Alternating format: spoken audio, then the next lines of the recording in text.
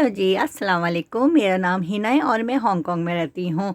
जैसे कि आप लोग को पता है, रमज़ान शरीफ का महीना चल रहा है। रमज़ान में रोल और समोसे पकोड़े ना हों तो रमज़ान का मज़ा नहीं आता, रोज़े का मज़ा नहीं आता। अच्छा, मैं आपको एक मज़े की बात बताऊँ यार, मैंने ना कभी भी ना समोसे नहीं बनाए। हमेशा मैंने हर रमज़ान में रोल बनाती हूँ। तो मैंने अपनी फ्रेंड को बोला, आज तुम आओ और मुझे बताओ कि ये समोसे पट्टी कैसे बनाई जाती हैं। फिर वो बेचारी आई और उसने मुझे एक टेक्निक बताई है कि ये समोसे इस तरह से बनाए जाते हैं।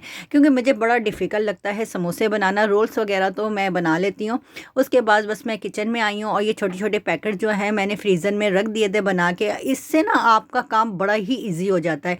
जितना आपने फ्राई करने हो, आप ये छोटे ज़िप लॉक जो मिलते हैं, इसको आप निकालें और उतने में फ्राई करें। आप मेरी स्पीड चेक करें, क्योंकि अफ्तारी में सिर्फ 15 से 20 मिनट रह गए थे।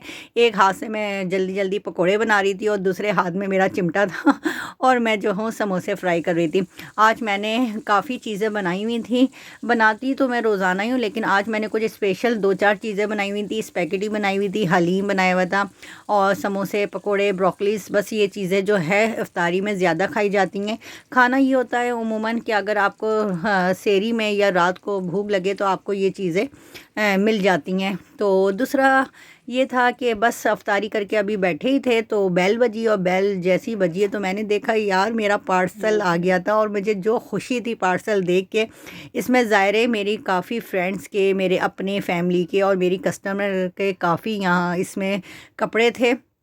और बस एक-एक सूट जब मैं देख रही थी और दिल खुश होता जा रहा था। तो बस जब पार्सल आता है तो एक-एक चीज़ की आपको काउंटिंग करनी पड़ती है। आपको पता है कि कोई सूट भी अगर मिस हो गया ना, क्योंकि आपके ऊपर इतनी रिस्पॉन्सिबिलिटी होती है ना कस्टमर की। ज़ाहिर है उन्होंने आपको पे ट्रस्ट करके आपको ऑर्डर दिया हुआ होता है। और बस ये मैं काउंटिंग कर रही थी कि कितने सूट मैंने मंगवाए थे और कितने सूट आए। मैं बार-बार काउंटिंग कर रही थी और बार-बार मैं भूल रही थी। फिर मैंने अपनी बेटी को बोला, यार तुम आओ और मेरे साथ काउंटिंग करवाओ, क्योंकि मेरा दिमाग उस टाइम नहीं चल रहा था। क्योंकि रोज़े खोलने के बाद जो है ना, आपको पता है बंदा बहुत ही लेज़ी हो जाता है। लेकिन फिर मेरे से रहा भी नहीं गया, मैंने उसी टाइम पार्सल खोल के जो है उसकी सेटिंग वेटिंग की, उसकी काउंटिंग की। और बस ये सेकंड डे था तो मैंने कहा चलें सारी काउंटिंग करने के बाद जो है अब मैं ये सारे कपड़े जो है ले जाती हूँ अपनी शॉप पे। ज़ाहिर है घर पे तो इतनी स्पेस होती नहीं है कि आप यहाँ पे इतने कपड़े वगैरह, इतने कार्टन्स रखें। तो बस ये सारे काउंटिंग करने के बाद यार आप इनकी स्टिचिंग चेक करें।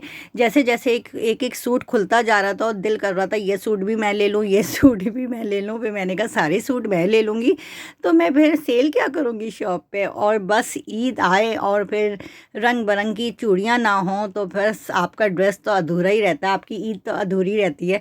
अच्छा, ये बड़ी प्यारी-प्यारी मैंने बच्चों की चूड़ियाँ मंगाई हुई थी, बच्चों की भी थी और बड़ों की भी थी। अच्छा, शादी से पहले ना मुझे बड़ा ही शौक था चूड़ियाँ पहनने का ना, जो ड्रेस मैं पहनती थी उसकी मैचिंग की मैं चूड़ियाँ पहनती थी। लेकिन वो कहते हैं ना कि जैसे-जैसे आप बड़े होते जाते हैं, आपकी जो जज़्बात और आपकी फीलिंग्स हैं वो थोड़ी-थोड़ी ख़त्म होती जा रही है। अब मुझे कोई शौक नहीं रहा चूड़ियाँ वगैरह का। लेकिन ये है कि अब ज़ाहिर है बच्चों को शौक है, अब हम बड़े हो गए, उस एज में नहीं रहे। और ये आप मौसम चेक करें, मैं जैसी पार्सल अपनी शॉप के लिए लेके आई हूँ इतनी तूफ़ानी बारिश हो गई यार कि बस पूछे ही नहीं। तो मेरा सामान आधे से ज़्यादा जो है ना वो बारिश से ना गीला हो गया था। मैंने फटाफट जो है अपना सामान शॉप के अंदर रखा, शॉप क्लोज़। मौसम का बिल्कुल भी पता नहीं चलता। एक्चुअली मैं सुबह जब गई हूँ शॉप पे 1 से डेढ़ बजे का टाइम था, इतनी धूप थी तो 1 घंटे के बाद ही ये